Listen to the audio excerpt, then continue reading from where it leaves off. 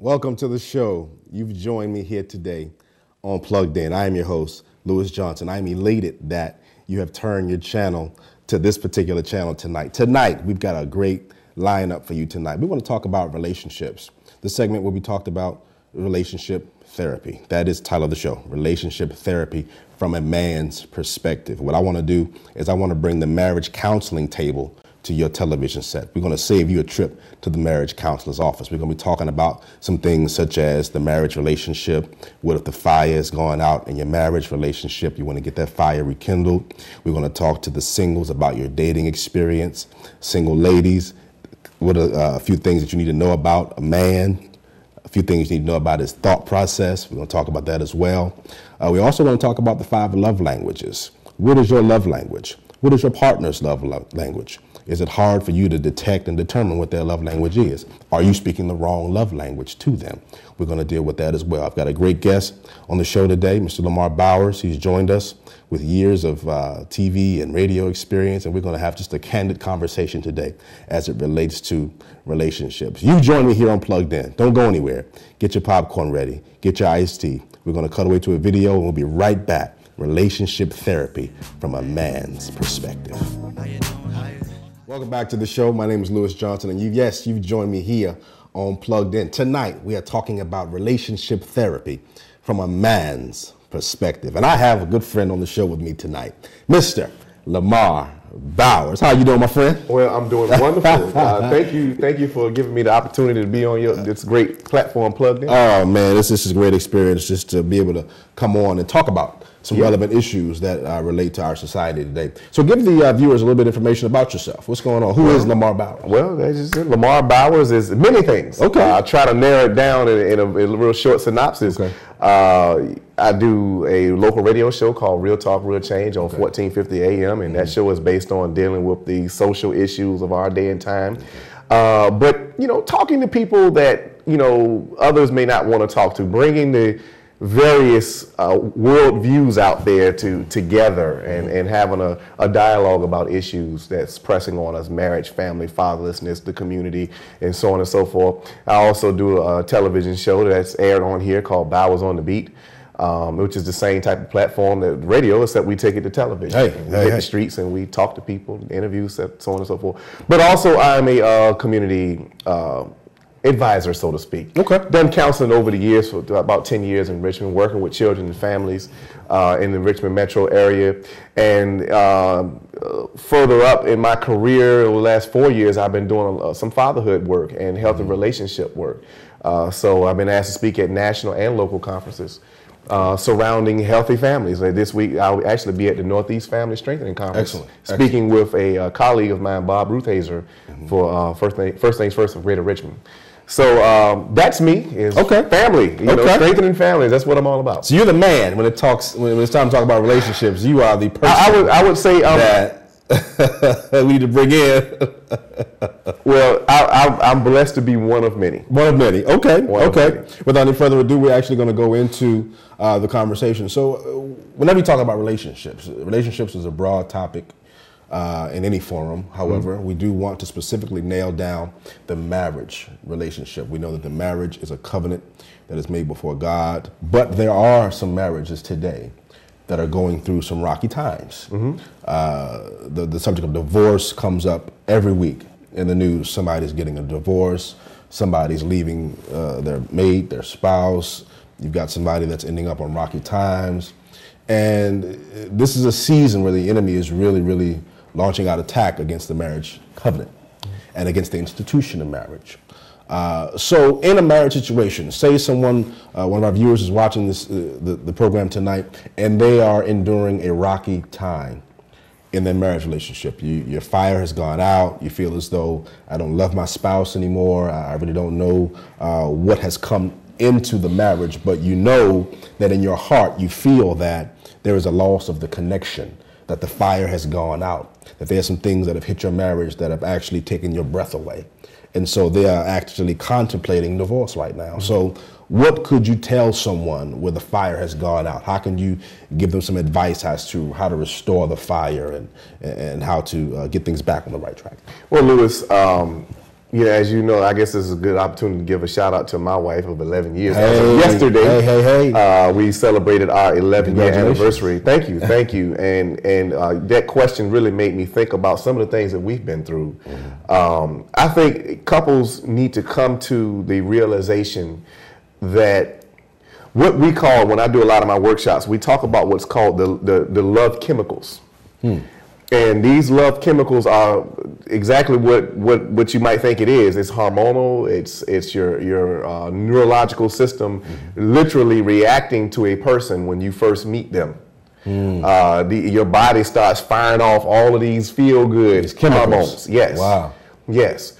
But the reality is those love chemicals eventually kind of go back to normal. Wow. And I think what our society has done is we've relied too much on the love chemicals to substantiate our relationships. That's interesting. Yes. That's interesting. So at a certain point in your marriage relationships, those love chemicals kind of go back to their rightful place and they kind of die down. They're not as excited or not as spurned, if you will. It's the honeymoon phase. It's the honeymoon phase. That's what the love chemicals represents, the honeymoon phase. So how can someone in a marriage situation keep those chemicals firing on all cylinders? Well, you have to be strategic about that. Okay. You know, you need to practice certain things in a relationship based on conscious thinking. That goes beyond love chemicals. Love chemicals causes you just to innately react to certain things, but when you actually use your mind to think your way through, plan a date night. Plan a vacation. Yes, plan a vacation. Have a special hour or a special day where you and your partner come together and set standards in line. This is what we're going to do. We're going to turn our phones off. You have to be strategic. You have to be strategic in relationships in order to make them work. You have to be strategic in order to make the relationship work. I hope somebody's hearing this. When was the last time you and your spouse went out to dinner? When was the last time you and your spouse had a conversation just about you and your spouse? And not about the children? When was the last time you all went out of town? When was the last time you had a romantic moment? And I think that when those moments go away, then once again, those chemicals kind of die down. We get into this mundane relationship. Oh, that's just my husband. That's just my wife. Right. And you kind of lose your fire and you kind of lose your reverence and your respect for the other party. And I think that's a really, really critical situation that our viewers really need to embrace, because when your fire has gone out in your marriage and then you got your fire and those chemicals firing off and you see somebody else, then you got a problem. And it's just a trick of the devil. It's just a trick of the enemy. You know, how can I get those chemicals firing again with my spouse? So if someone's in a situation, what would you advise them to do? Say the chemicals have stopped, and those feelings that you once had for that loved one, they're kind of dissipating. How can you restore those chemicals to fire off again? Yeah, I mean, there's so many ways you can look at this thing, but in most cases, when relationships tend to go south, there's a communication breakdown. There's a definite communication breakdown. So, you know, many of the viewers out there may have heard of this particular technique that I like to talk about, is the speaker-listener technique, which is a very safe way to engage in conversation to address issues that sometimes start out really small, but because of their other compounding issues that couples have not talked about, this one issue becomes very explosive. Wow! So we have to learn how to communicate with each other, and the thing I like about the word speaker listener is that latter part of it, which is to listen. We need to check ourselves. We really do. We spend so much time trying to be heard that a lot of us don't listen to what our partners are saying. That's powerful.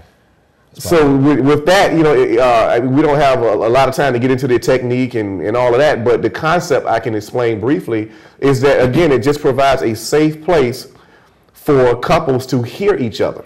Wow. And which is something, like I said, that we just don't do. So that's one of the things we can do, is kind of enhance our communication capability.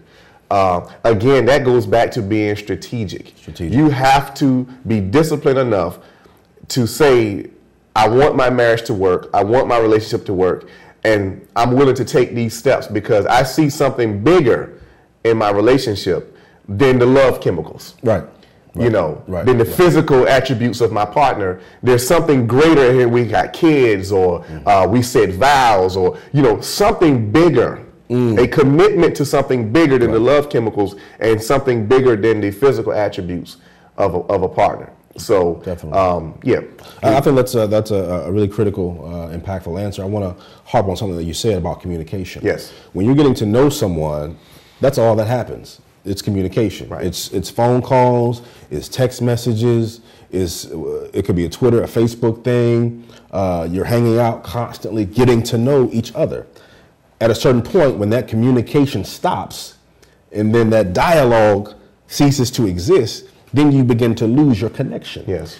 Continue on in the communication. Do the same thing that you used to do when you were getting to know that person. Right. You know, send a nice text message and say, I miss you. You know, I can't wait to see you again. Those type of communication vehicles actually make me feel good about seeing you when I get off of work. I'm looking forward now to seeing my wife, or a wife can look forward to seeing her husband based off of a communication vehicle. So communication is a very, very critical foundation when you talk about the subject of relationships. Absolutely. And so now, given that particular answer about relationships,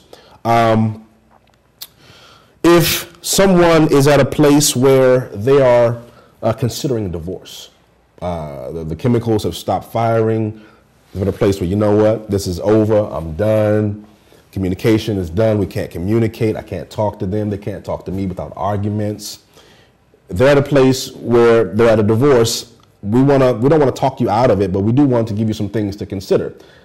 What has changed in the value system of marriages today that we are considering divorce first versus considering that as the last resort? Or is that even an option at all? Speak to that.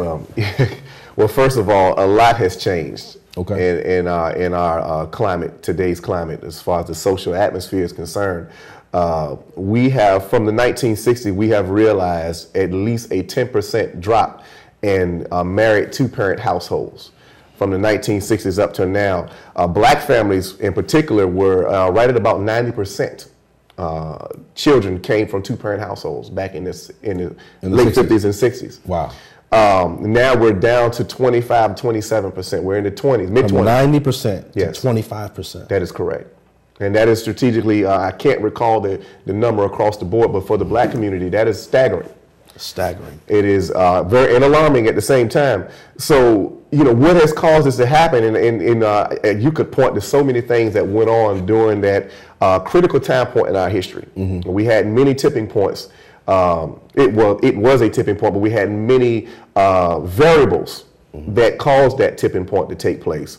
A lot of people, and people might say this is a strange answer, but a lot of people look at things like desegregation, civil rights movement, affirmative action, women's liberation, a lot of things kind of going on where you saw the value shift take place. That's true. Where we valued marriage differently back then.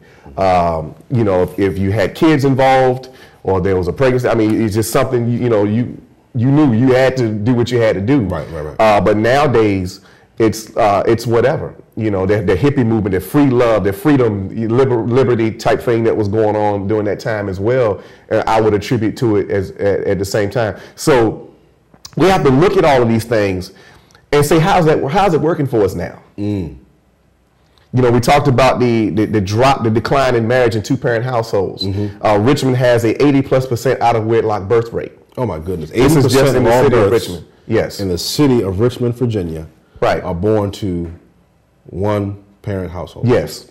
You can link childhood obesity to not having a two-parent household. Fathers are a lot more interactive with kids just by nature of who we are.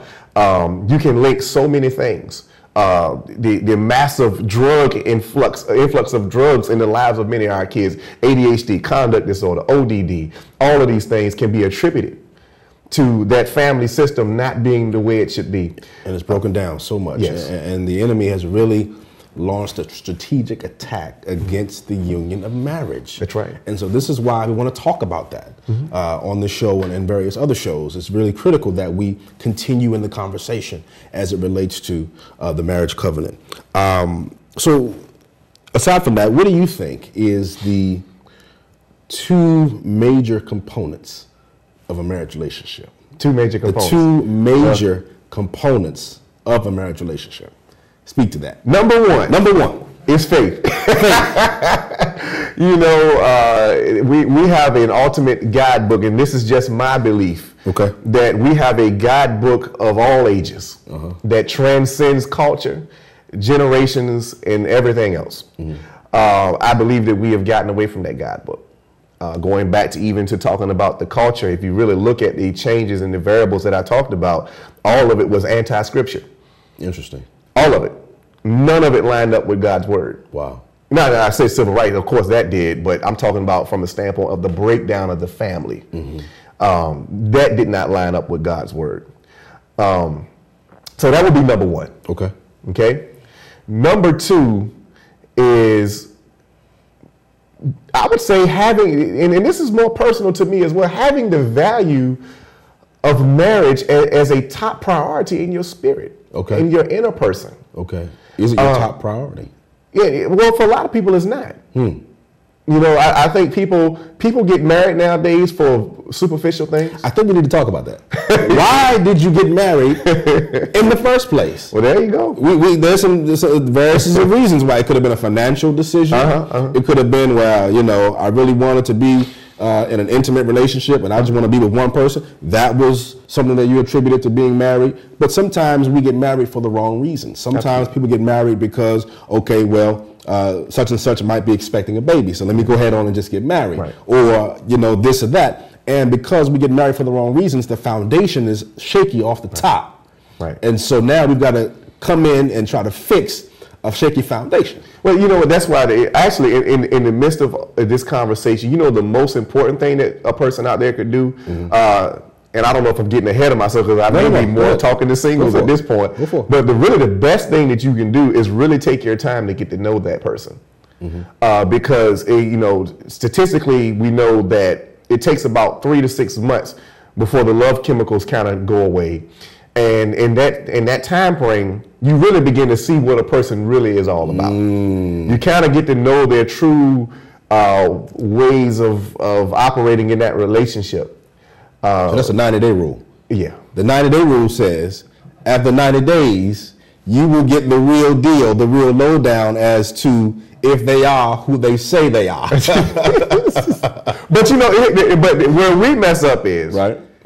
And I'd like to use the term milk and cookies. You know, people can relate to that. Okay. We get the milk and cookies a little too early, and that's another variable of the conversation. Yeah, you know, and you know what? There's so many of us out there that have been guilty of that, and we've seen the results of what, and that's all going back to those love chemicals. It feels great, it looks great, you know, and sounds great, and all that, and we fall into that, and we miss what. When I talk to youth groups in the area, you know, I like to talk to them about red flags. And I actually give them some of those red flags. What do they look like? And we miss those red flags. Wow. We miss them because we're caught up in those love chemicals, and this person is cute, they're fine, they got a little money. For a guy, it might be more for physical reasons. I mean, let's just be honest about it. Right. You know, we kind of glean. He's tall. He's 6'3". Yeah. You know, he's athletically built. You know, smooth skin, nice smile. There you go. So you know, it takes more than that. We get caught up in that whole thing, and so a lot of people overlook the signs of the red flags that present, and they do present. They do present themselves. Oh, absolutely. But sometimes we ignore them. We ignore them. Why is that? Well, because, you know, I think human beings naturally, we're feel-good people. We are content people. We're comfort zone people. Yes, we are. We don't like, by nature, to get out. This is why we like to do one thing, and we like to keep things a certain way. We are truly creatures of habit. So when we get into a situation where there's a relationship growing, a relationship in the making, we tend to draw our hope from the things that we see good about it. And unfortunately, in most relationships, that good thing is not the long-term thing. It's the physical thing. Wow. Listen, we got to cut away. We're going to come right back, and we're going to talk about 2 things that are a straight total turnoff to a man. And we're also going to talk about 2 things that a woman should know about a man. You're right here with me. Whew, don't y'all plug in. I'm Lewis Johnson. We'll be right back after this. All right.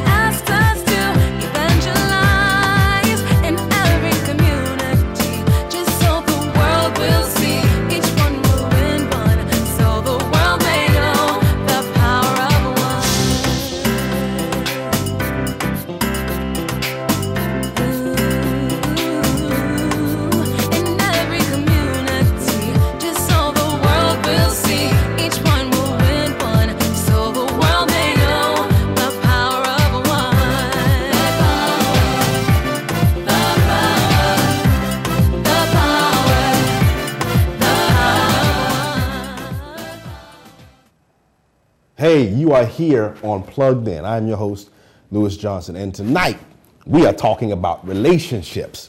We just finished dealing with it from a marriage perspective. Now we want to go in and deal with it from a singles perspective. Hey, if you want to call me, you can do so. 1-888-694-5222. I am interested. I am wanting to know what you want to talk about on the air. Call me, 1-888-694-5222. Or if you want to send me an email, you can do that. I'm at pluggedin7@gmail.com, and I am ready to hear what you have to say about the show. We are here with my friend, Lamar Bowers, and we just finished talking about some useful tips and information as it relates to the marriage covenant. Now we want to go into the perspective of the singles. Now, the whole segment is basically relationship therapy from a man's perspective. So at this point, we want to go into the single perspective, or the singles point of view. And so if someone is single and they are ready now to be in a relationship with someone of the opposite gender, they're saved, they've got a relationship with God, they're successful, they have a job, they've got a source of income, they've got their own vehicle, they're at a place in life where they can say, okay, now I want to begin the dating process. What would be some of the initial steps that someone would need to, first digest before they can move into that dating phase? Well, the first thing, you have to know exactly what your expectations are, or what it is you want in that partner. Okay. And you have to be cognitive about that. I like to use a term called decide and don't slide. Decide and don't slide. Yeah, relationships are about choosing. Okay. Yeah, I mean, we spend so much time sliding, we forget to decide. You should be, again, using that word strategic about getting to know that person. Mm-hmm. But before you get to know that person, you need to know exactly what it is you want out of the relationship. So you got to know yourself. Some folks have ulterior motives, and you just want relationships for the wrong reason. Oh, wow. Some people really just want the money. Some people really just want to have sex, But if we're talking to someone out there that really wants someone that they can be with and that they can spend their time with, that maybe even have children with someday, if you're looking for that person, then you need to decide and don't slide. Decide on what you want and don't slide. So you really have to know yourself. You got to know yourself. First, this is what I would like in a relationship. And you really shouldn't be dating without the purpose of dating becoming a marriage relationship. That's right. You shouldn't be dating just to be dating. Well, I'm going to date this guy or this young lady for 3 or 4 months, and then I'm going to let that go. And then I'm going to go over here and I'm going to date such and such for 4 or 5 months, and then I'm going to let that go. You're not being healthy. You're not being a decisive person. You have to decide and don't slide. Decide and don't slide. Find out what you want in a mate. Do I want a certain type of build? What would I like in terms of education? What would I like in terms of children? All these things must come into play when I'm deciding about who I want to be with. And the ultimate purpose from that relationship should be a marriage at some point in the future. Well, that's the reason why God designed that male and female relationship is for that reason. For us to be fruitful and multiply in that marriage relationship. So yes, you're absolutely right. But here's a little bit of a hiccup in this whole commentary that folks might find to be quite interesting, is that while we are deciding and setting our expectations, we have to be realistic at the same time. That's very true. Because a lot of people set expectations that either they themselves won't meet. Okay, or that nobody can meet. So is it okay for a woman to say, well, I want this guy to come in on a white horse, and I want him to have all of this money, and I want him to have this house on the hill, and you yourself may not be in a comparable position to that? I mean, or even willing. I mean, it's one thing to not have that stuff. But to say to yourself, I'm not willing to be to this person what I'm asking them to be, that's just, I'm sorry to say it, it's just out there. It's not realistic. It's unfair. It's unfair. Okay. So while we set the expectations, we have to be realistic about those expectations, and we have to be fair-minded about those expectations. I was watching a show, and it was a panel, and there was a young lady giving her a list of expectations, and I believe that the guest said that you want Jesus, and so did I. What you really need is Jesus. You really need Jesus, and so do I. But so we. Wow, that's interesting. So we got to be realistic, because people want the Superman or the Superwoman to come into your life and make things all right. Things should already be all right. What are you bringing? What are you bringing to the table? It's a merger. It's a merger. It's a partnership. Partnership. It's a corporation. Right. And so what are you bringing to the table? If you're not at a place where you are stable mentally, if you're at a place where you're not stable, maybe financially, if you're at a place where you're not stable and you've got things already in the works in your life, then maybe you should hold off on dating until you have reached a position where you have something to offer someone. You know, if you don't have anything to offer someone, then that means your stock will be very low as it relates to the man or the woman that you're trying to attract. Will you really attract that type of person that you are deciding that you want? Will you attract that? Some people are like, well, I want to date an NFL player. I want to date an NBA player. Or man, I want to date a top model. Well, okay. Well, will you be able to attract that type of person? Have you noticed the divorce rates in those in the Hollywood relationship, NBA, and NBA wives, right? Yeah, none of them. Half of them not even married. NBA wives, you know, but none of them are married. I mean, but these are the models. These are the models. Bad models. Bad. And we got to get away from that. We got to get away from that. You know, we got to get past the superficial. Yeah. At the end of the day, is this person compatible with me? Right. Am I compatible with them? And we got to look, sometimes we got to even look past the outer shell and just the outer exterior of a person. What is their compatibility level?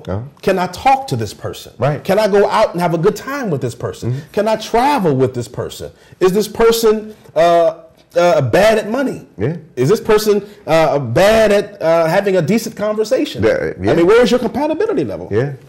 And all that stuff comes out after that 3 to 6 months. 90 days. And when you already gave up the milk and cookies. Oh Lord, you done already gave up the milk and cookies. Messed it up. Lord, but let's build on that. What are 2 things that a woman should know about a man? 2 things. I don't want a whole list. Just give me 2 things that a female needs to know about a male. We're talking about relationships from a man perspective, so we want to be able to help our females there.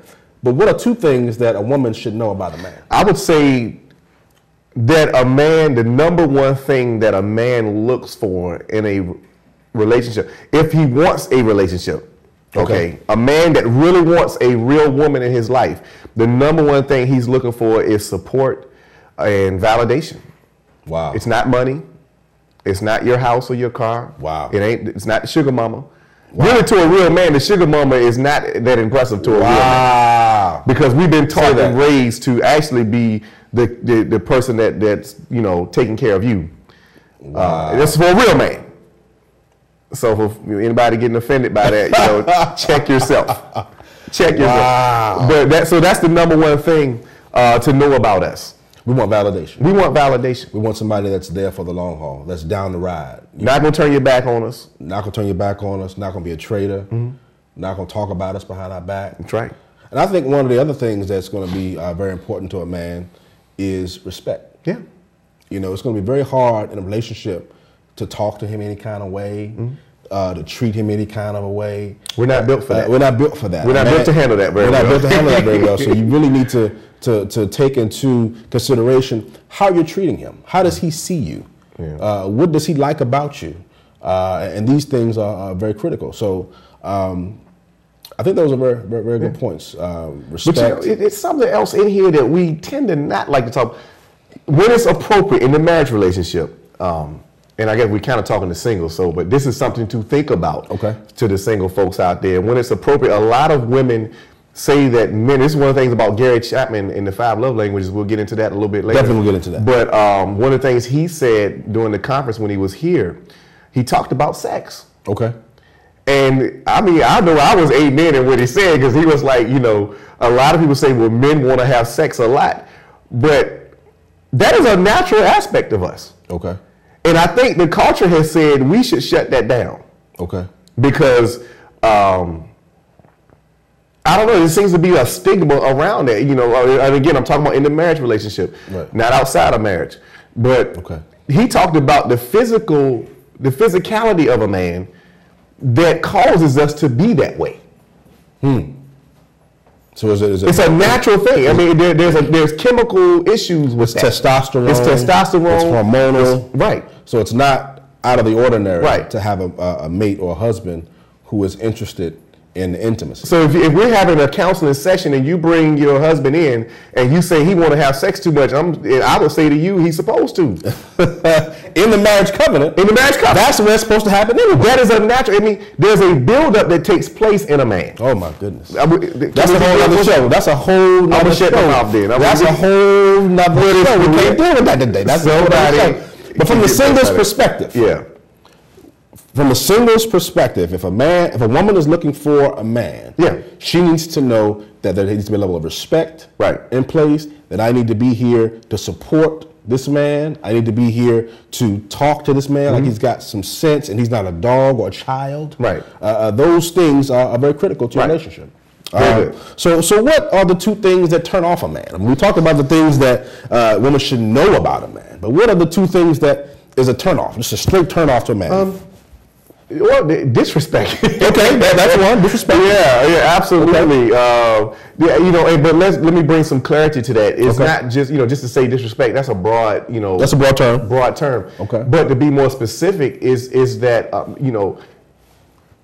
to be made to feel like you don't matter or you cannot be the leader in this particular relationship, and it's a little tricky because we think often that we're not presenting ourselves that way, that we're making the other person feel that way. But your words don't have to be the factor in this. It could be your body language. Wow. Non-verbal cues. Non-verbal cues. Just by your presentation to that man. Your presentation says that I'm the amen corner. I'm sorry. But your presentation to that man says that he's not the lead, he's not the head, or he's not, he's not the man. He's secondary. He's secondary. And so, and again, that is a cultural thing. It's not something we used to do, but we're doing it now.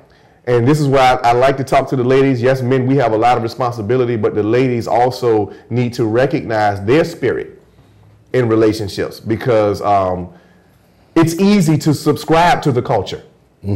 It's easy to say, well, I can do this and I can do that and I don't need, I'm independent, blah, blah, blah. Well, again, a man doesn't really, that's not attractive to us. It's not attractive at all. How much money you have in the car you drive is really not sexy to us. Wow. Real men. Real men. I mean, there's some brothers that, they don't want to do anything anyway. So they want to just stay at home and just they'll feed off of your mess all day. Oh my goodness, that's a whole other show as well. But there are a variety of different things. There are just a white flag to a man, like, you know what, that just rubbed me the wrong way, and this is not going to proceed any further. I find that another thing that's a total turnoff to a man is when a woman has a negative spirit. Oh man, yeah. The Bible talks about a woman with a contentious woman. It's just always got something negative to say, and what you're doing is you're jabbing a pin into the heart of that man all the time. Every time you say something to him, it says, why you got another, why you got another, and you don't really understand that your negative spirit is pushing that man away to the point where he doesn't want to talk to you, he doesn't want to be around you, he doesn't want to be in the same room with you, doesn't want to sleep with you, in a marriage relationship. So, you have to not get into a place where you have a negative spirit. If there's some unresolved issues in your life, you've got to get those unresolved issues taken care of. If there's some unforgiveness in your life, you've got to go get those things taken care of. So I just find that it just bothers me. It just bothers me that sometimes the females just talk to a man and just this level of negativity that's just totally just uncalled for. I tell you, Lewis, you're hitting on a point that a lot of folks need to listen to what you're saying right now, because this segues into explaining kind of how men think. Okay.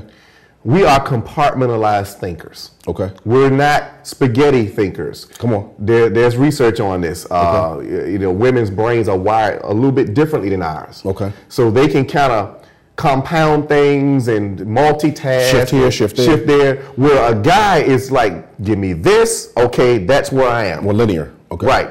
Okay. Give me that, okay, now I'm here. Okay. Compartmentalize. We have one box here that says yard work.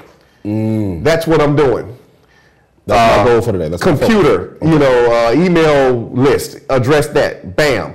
That's how we think. So when a woman has an issue, this is profound. I hope somebody gets this. This is good stuff. When a woman has an issue and she keeps it to herself, and she doesn't deal with that issue in that moment, and then another issue happens.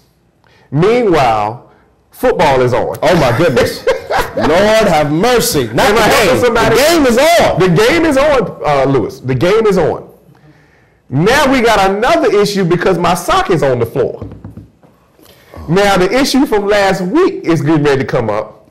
The one that happened on Wednesday is about to come up. And the game is on. And the game is on, and my sock is on the floor, and I'm about to get laid out for that. So, but now I'm in my compartment of football. Oh my God.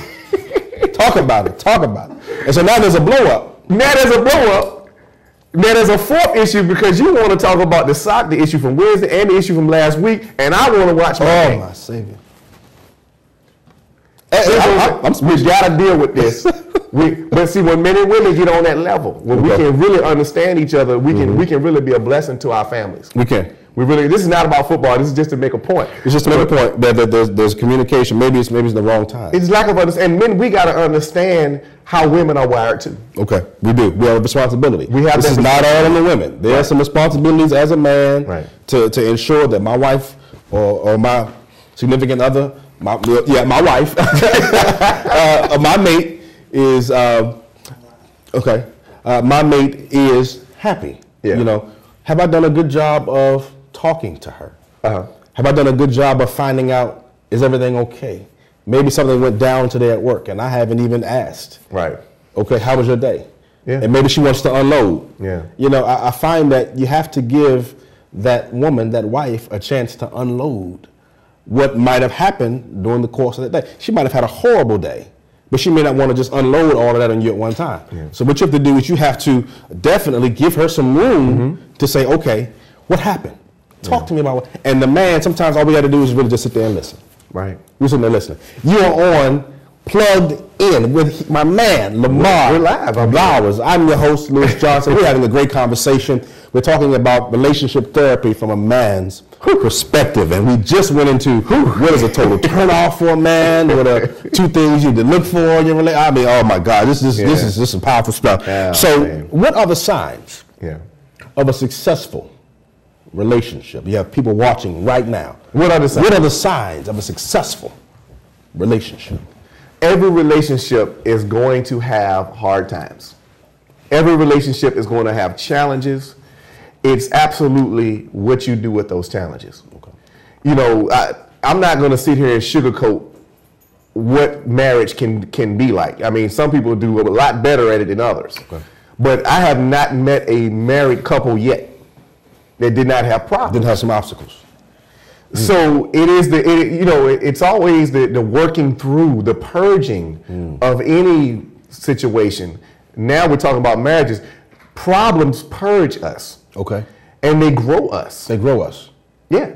They grow us. So for me, especially after 11 years and knowing all the things that my wife and I have been through, because we have dealt with those challenges, by allowing God to purge and to grow us, we have gotten better. And we have gotten stronger. So really the best sign of your relationship, kind of being on the right track is your backs have been up against the wall. Okay. And you have been able to communicate at some point in time on a very mature level. Wow. Yeah. Okay. And you've learned that. You've learned to do that. And that's what, we have definitely gotten to that point where we have learned how to deal with those struggles and to communicate through, which is not easy. Not easy. You have to ask yourself, has this relationship weathered the storm? Yes. Has this relationship been tested? Because you'll find out sooner or later, after you've gone through some things, whether your relationship is just something that is built on a shaky foundation or whether it's actually being built on a solid foundation. Yeah. Those situations will come and they will test your marriage. You may have somebody trying to talk to your husband, somebody trying to talk to your wife, and are you able to get through those seasons of trial? Are you able to get through those seasons of temptation? And so a successful relationship is a relationship that has overcome the trials. Yes.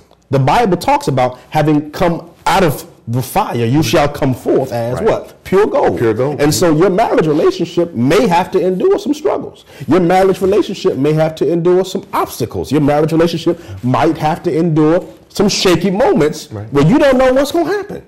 But hey, if we got to stand outside with an umbrella, we're going to make it. You got to settle in and lock yourself into that relationship, not be so quick to throw in the towel on your relationship. If you need to go and talk to a therapist or talk to a counselor, then that's what you need to do. Yeah. Talk about it and then be about it. Don't just talk about it. Be about it. I am here with my friend Lamar Bowers, and you have joined us live on Plugged In. We are here talking about relationship therapy from a man's perspective. We're going to come right back. But when we come back, we're going to talk about the 5 love languages by prolific author Gary Chapman. Oh my goodness. We're going to get into some real nitty-gritty stuff here.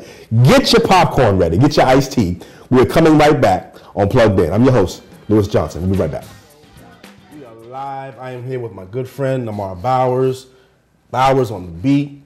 We are here talking about relationship therapy from a man's perspective. We are live, and we want to talk about the 5 love languages.